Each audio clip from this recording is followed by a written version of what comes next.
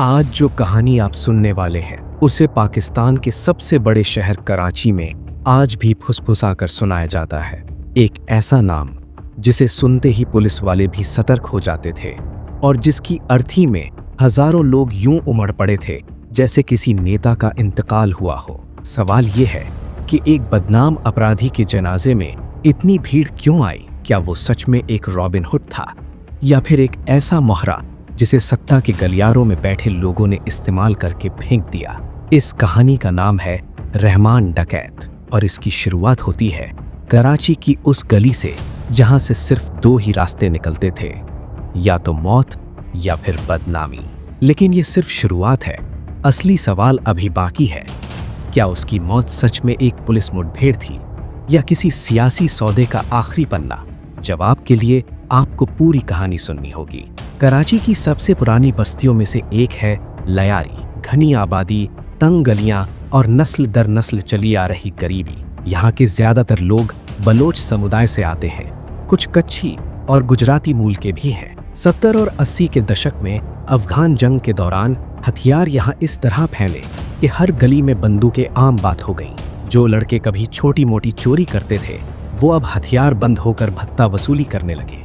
यही वो जमीन थी जिसने आगे चलकर पाकिस्तान के सबसे खौफनाक गैंगस्टरों को जन्म दिया। इसी लयारी में सन 1975 के आसपास एक बच्चे का जन्म हुआ। नाम रखा गया अब्दुल रहमान बलोच। उसके पिता, जिन्हें दद्दल के नाम से जाना जाता था, खुद एक तस्कर थे। परिवार पहले से ही अंडरवर्ल्ड की दुनिया से जुड़ा हुआ। चाचा भी तस्करी में शामिल और घर का माहौल ऐसा कि अपराध कोई अजनबी चीज नहीं बल्कि रोजमर्रा की जिंदगी का हिस्सा है। सोचिए, एक बच्चा जब बड़ा हो रहा हो और उसके इर्द गिर्द बंदूकें, गैंग वॉर और डर के अलावा कुछ और ना हो तो वो किस राह पर चलेगा? रहमान का बचपन आसान नहीं था। कहा जाता है कि सिर्फ 13 साल की उम्र में उसने पहली बार किसी को चाकू मारा था। सोचिए जरा, जिस उम्र में बच्चे स्कूल बैग कंधे पर टांगते हैं, उस उम्र में रहमान गली की लड़ाइयों में उतर चुका था। कुछ पुरानी रिपोर्टों और अफवाहों में एक बेहद संगीन इल्जाम भी लगाया जाता है कि शायद उसने अपनी मां की मौत में हाथ होने का शक झेला। लेकिन ये दावा किसी ठोस सबूत या आधिकारिक रिकॉर्ड से पुष्ट नहीं होता। ये सिर्फ लयारी की गलियों में तैरती एक भयावह अफवाह है। सच जो भी हो, इतना तय है कि रहमान का बचपन हिंसा की छाया में बीता। लयारी के अंडरवर्ल्ड में उस वक्त एक बड़ा नाम था, हाजी लालू। रहमान ने उसी के गैंग में कदम रखा और धीरे धीरे उसका भरोसेमंद बन गया। ड्रग्स की तस्करी, इलाके पर कब्जा और दुश्मनों को रास्ते से हटाना, यही रहमान की रोज की ट्रेनिंग थी। और यहीं से उसे मिला वो नाम जो आगे चलकर पूरे कराची में गूंजने वाला था, डकैत। लेकिन कहानी में असली मोड़ आया सन 2001 में। हाजी लालू गिरफ्तार हुआ और उसका गैंग दो हिस्सों में बंट गया। एक तरफ रहमान का अपना बलोच गैंग, दूसरी तरफ अरशद पप्पू का पठान गैंग। दोनों कभी एक ही छत के नीचे काम करते थे, अब एक दूसरे के सबसे बड़े दुश्मन बन चुके थे। और क्या आप जानते हैं इस दुश्मनी की कीमत किसने चुकाई? लयारी के आम लोगों ने। जो गलियां कभी बच्चों के खेलने की जगह थीं, अब वो गोलियों की आवाज से गूंजने लगी थीं। रहमान अब सिर्फ लयारी तक सीमित नहीं रहा, उसने मलीर और कोरंगी जैसे इलाकों तक अपना नेटवर्क फैलाना शुरू कर दिया। उसके खिलाफ 80 से ज्यादा मुकदमे दर्ज हो चुके थे। हत्या, अगवा, ड्रग्स तस्करी, अवैध हथियार, डकैती। लेकिन हर बार वो या तो जमानत पर छूट जाता या फिर मामला किसी न किसी तरह रफा दफा हो जाता। सवाल उठता है कि आखिर एक शख्स जिसका नाम 80 से ज्यादा जुर्मों में आता हो, वो बार बार कानून के शिकंजे से कैसे निकल जाता था?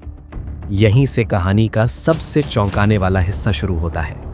2008 के आसपास रहमान ने खुद को सरदार अब्दुल रहमान बलोच कहना शुरू किया, यानी एक गैंगस्टर से एक सियासी शख्सियत बनने का सफर। उसने पीपल्स अमन कमेटी नाम की एक संस्था बनाई, जिसका मकसद बताया गया लयारी में दशकों से चली आ रही गैंग वॉर को खत्म करना और शांति कायम करना।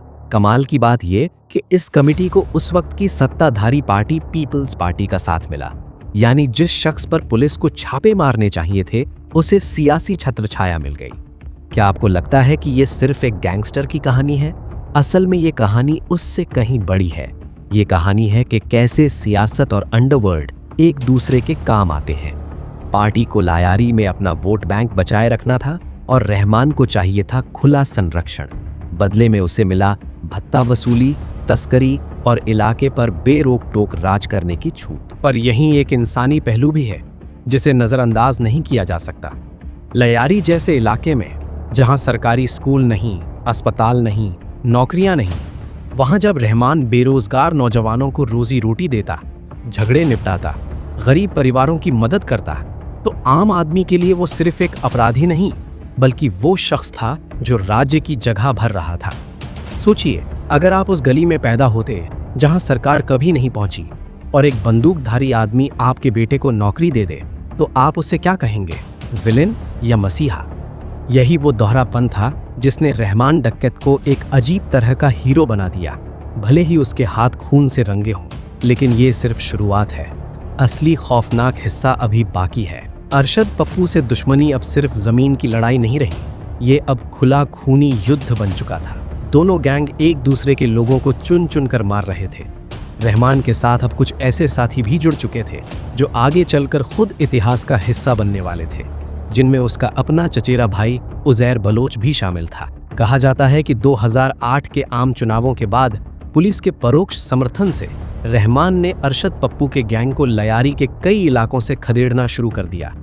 हिंसा इतनी बढ़ गई कि कराची कुछ सालों में दुनिया के सबसे खतरनाक शहरों में गिना जाने लगा। नवंबर 2008 में पुलिस को आखिरकार सफलता मिली।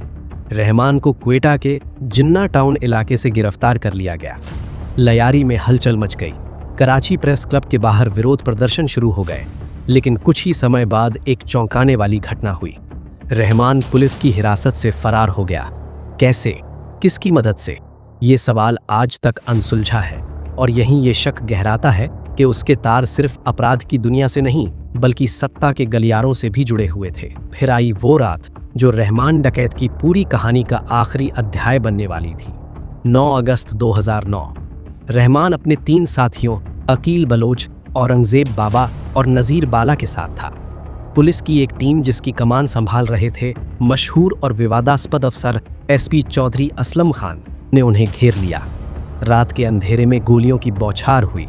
रहमान और उसके साथी बुरी तरह जख्मी हुए और अस्पताल पहुंचने से पहले ही उनकी मौत हो गई। पुलिस ने इसे अपनी बड़ी कामयाबी बताया, कराची के सबसे खतरनाक गैंगस्टर का खात्मा। लेकिन क्या सच में ये सिर्फ एक मुठभेड़ थी या कुछ और? यही कहानी में वो मोड़ आता है जो इसे सिर्फ एक क्राइम स्टोरी से कहीं ज्यादा बना देता है। रहमान की मौत के बाद कई हलकों में सवाल उठे कि क्या ये एक फर्जी एनकाउंटर था, यानी एक सोची समझी गैर कानूनी हत्या जिसे पुलिस मुठभेड़ का जामा पहना दिया गया। उसकी विधवा ने सिंध हाईकोर्ट का रुख भी किया, ये दावा करते हुए कि एनकाउंटर फर्जी था। और सबसे चौंकाने वाली बात, पाकिस्तानी सियासतदान जुल्फिकार मिर्जा ने खुद बरसों बाद कबूल किया कि रहमान को मरवाने में उनका हाथ था और उन्होंने इस पर अफसोस भी किया। जरा सोचिए, एक शख्स जिसे कभी सियासी संरक्षण मिला, उसी सियासत ने उसे रास्ते से हटवा भी दिया। क्या ये महज इत्तेफाक था या सत्ता के खेल का हिस्सा? रहमान की मौत की खबर लयारी में जंगल की आग की तरह फैली और फिर हुआ वो जिसने सबको हैरान कर दिया। उसके जनाजे में हजारों लोग उमड़ पड़े। गरीब, मजदूर, नौजवान सब सड़कों पर निकल आए जैसे किसी अपने को खो दिया हो। एक तरफ पुलिस उसे 100 से ज्यादा जुर्मों का मुजरिम बताती थी, दूसरी तरफ लयारी की गलियों में उसे शहीद जैसा दर्जा दिया गया। यही वो दोहरी विरासत है जो आज तक कायम है। कुछ के लिए वो एक खूंखार अपराधी तो कुछ के लिए वो अपनों का रखवाला। लेकिन कहानी यहीं खत्म नहीं होती। रहमान की मौत ने जो खाली जगह छोड़ी उसे भरा उसके अपने चचेरे भाई उजैर बलोच ने। और अगर आपको लगता है कि रहमान का दौर खौफनाक था तो असली झटका अभी बाकी है। उजैर के राज में हिंसा उस हद तक पहुंची जो रहमान के दौर में भी नहीं देखी गई थी। दुश्मन गैंग्स का सफाया, प्रतिद्वंदी अरशद पप्पू और उसके भाई का बेहद वहशियाना अंजाम, इलाके पर पूरी तरह कब्जा। 2011 तक हालात इतने बिगड़ चुके थे कि सरकार को पीपल्स अमन कमेटी को गैर कानूनी घोषित करना पड़ा। जो कमेटी कभी अमन के नाम पर बनी थी, अब वो आतंक का पर्याय बन चुकी थी।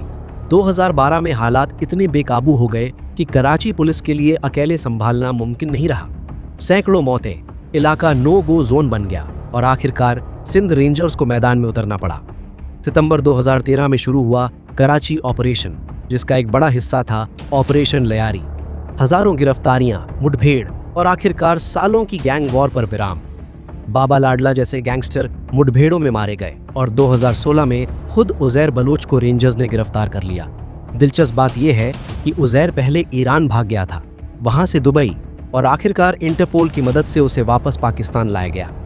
अब सवाल यह है, आज यानी 2026 में इस पूरी कहानी का क्या हुआ? लयारी आज पूरी तरह बदल चुका है, कम से कम ऊपरी तौर पर। जो गलियां कभी गोलियों की आवाज से गूंजती थीं, वहां अब मुक्केबाजी के अखाड़े सज रहे हैं। लयारी अब पाकिस्तान में बॉक्सिंग और फुटबॉल का हब के तौर पर उभर रहा है, खासकर युवा लड़कियों के लिए भी। बड़े पैमाने की खुली गैंग वॉर का दौर, जो कभी हर रोज की हकीकत था, अब लगभग खत्म हो चुका है। लेकिन क्या इसका मतलब यह है कि अपराध पूरी तरह मिट गया? नहीं। छोटे स्तर पर भत्ता वसूली, राजनीतिक आपराधिक गठजोड़ के नए रूप और पुराने नेटवर्क की परछाइयां आज भी मौजूद हैं। और उजैर बलोच का क्या हुआ, जो कभी लयारी का सबसे खौफनाक नाम था? हैरानी की बात यह है कि पिछले कुछ सालों में अदालतों ने उसे एक के बाद एक कई मामलों में सबूतों की कमी बताकर बरी कर दिया है। हथियारों की तस्करी का मामला हो या पुलिस पर हमले का, अदालत का फैसला हर बार यही रहा कि सबूत नाकाफी है। सोचिए जरा, एक शख्स जिस पर 50 से ज्यादा संगीन मुकदमे दर्ज थे, वो आज कानूनी तौर पर लगभग बाइज्जत बरी होता जा रहा है। क्या ये इंसाफ है, या फिर वही पुराना खेल जो रहमान के जमाने में भी चलता था? सबूतों का गायब होना, गवाहों का मुकर जाना और सत्ता के इशारों पर चलता एक सिस्टम। अगर आपको ये वीडियो पसंद आई हो तो वीडियो को लाइक जरूर करें और हमारे चैनल को सब्सक्राइब करना मत भूलना।